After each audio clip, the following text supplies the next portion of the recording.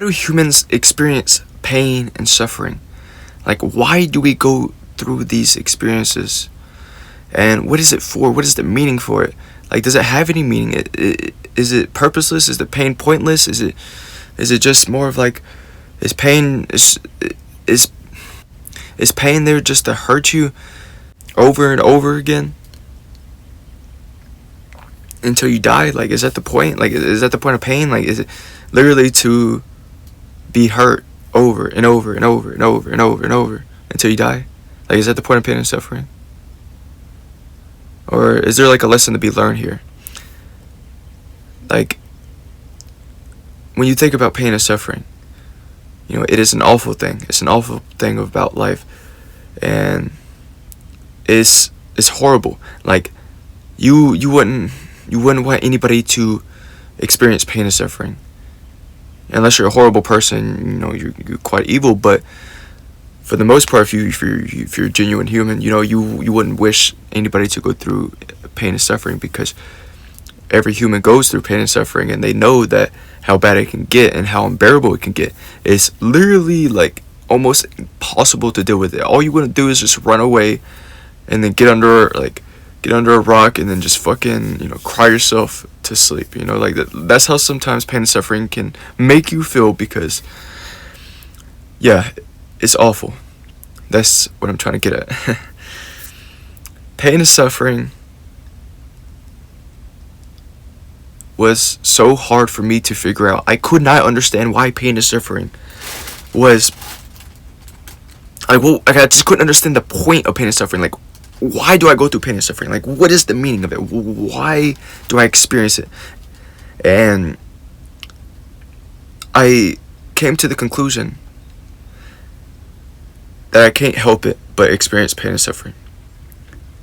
That pain and suffering is part of life. To experience life, to exist, you need to go through pain and suffering. Pain and suffering is the price you pay to exist, to experience this miracle of life. So if you want to experience life, you have to go through pain and suffering. It is the consequences of being alive. And I had this realization, and I suddenly got it.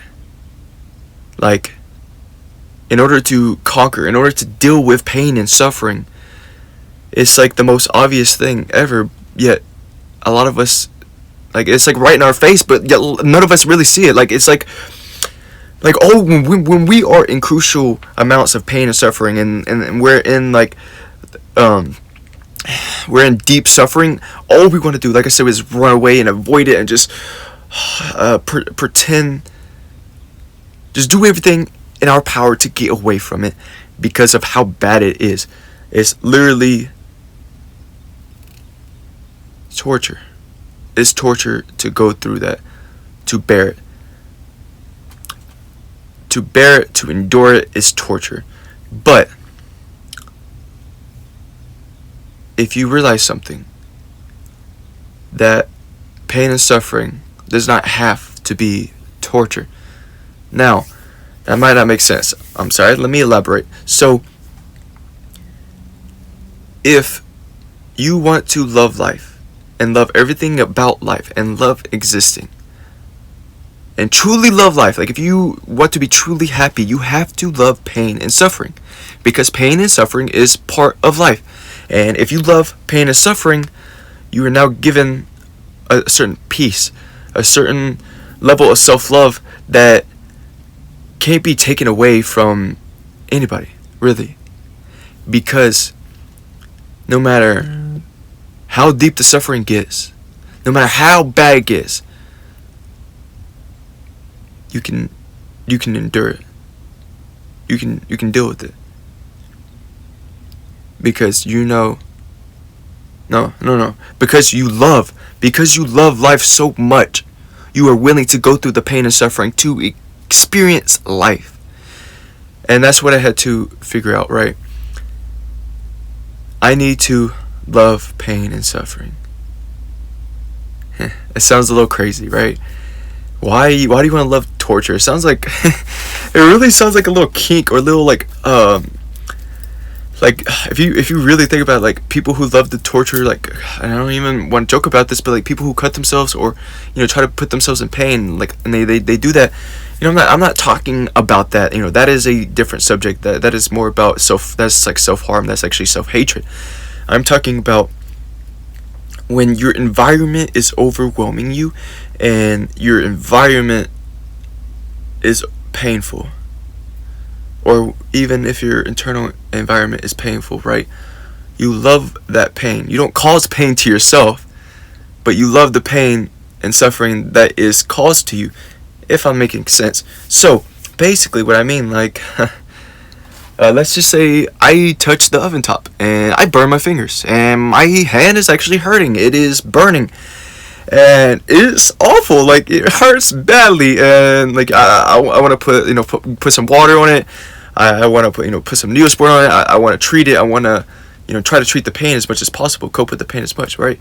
As much as I can. But I never really think to actually try to love that pain sensation and enjoy it. And that sounds fucked up. But I'm being dead serious. Like, I'm actually not joking. When you love that feeling, because that feeling is part of life. Like, life isn't just like, because we like to look at life as just ups, right? You know what I mean? We don't like to look at the like, but it's ups and downs. Like, we don't look at the downs. We only want to look at the ups, right? We love ice cream. We love movies. We love video games. We love there's so many things that we love, right? And then there's a lot of things that's very hard to love, almost impossible. But it's not impossible. You just think it's impossible, but you can love it. There's a lot of things that you might not be able to love, and to be truly happy, you have everything that you have to really ask yourself. You got to do a little interview, but you have to ask yourself, okay, what is it about life that I don't love, right? You need to find all the things about life that is hard to love, right? And love that. And then also, when you feel like you're exhausted and it's too hard to love, and it's almost a struggle to love, you also love that struggle. That is part of everything too. The struggle to love everything is part of everything and part of life. And you love that too, because that is a little bit of suffering as well. You love all pain and suffering.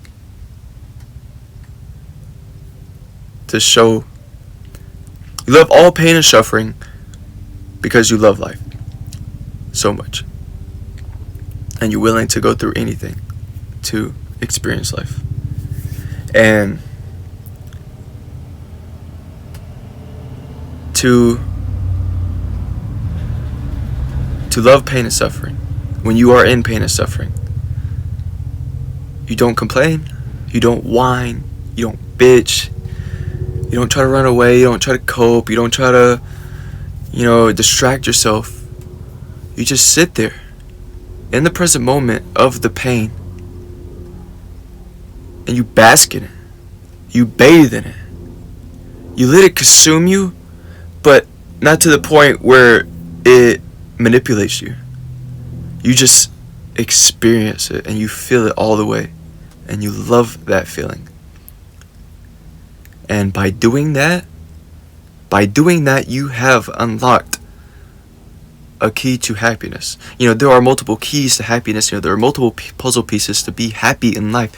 But a big piece, a big key is to love pain and suffering, which, like I said, is the most difficult thing to do in life. And it takes practice. Every day you have to practice. As soon as you wake up, I'm not a morning person. I don't like mornings. I despise them, actually. I love sleeping in. But when I do wake up and I want to sleep in, and I'm feeling tired, I'm feeling groggy, I'm feeling irritated, I'm feeling like depressed almost, anxious, whatever emotions I'm feeling. Usually I'm feeling a lot of negative emotions in the morning. But as I've had this realization, since I've had this epiphany, every time I wake up, I realize and I remember, hey, I love life. I am grateful to be alive. I am happy to be alive.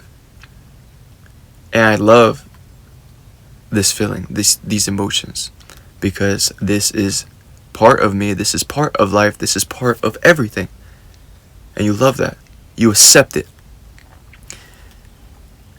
And what will happen is, by loving pain and suffering and being present with it, you will transcend it into bliss. Now, this sounds silly. I think this is where I'm going to lose a lot of people. When you love pain and suffering, it will transcend into bliss.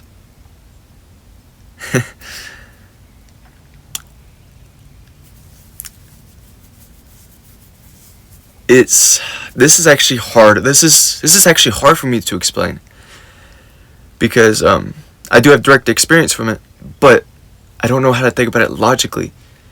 It's just more about, like, you love the pain so much that, like, it's still there, but, like, it turns into bliss. I don't know, like,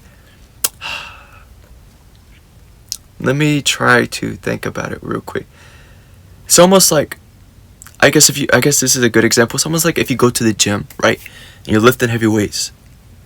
And you're getting sore and tired, your arms are getting fatigued, and, you know, it's a lot of pain in your arms and muscles. You get a lot of muscle aches, right? When you love the pain of working out, you get endorphins released. You know, this is actually proven by science. You get endorphins released, and it causes you a bliss.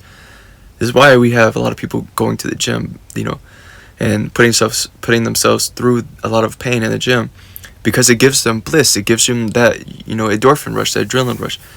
It's a certain satisfaction. Like, I don't go to the gym as much as I used to. Actually, I haven't been to the gym in a while, but when I was going to the gym, when I go in the cardio, when I would lift weights and shit, after I would complete it, after I would literally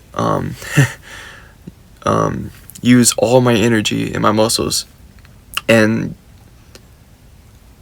do it, lift and do it, and sorry, I'm losing my ability to speak. Basically,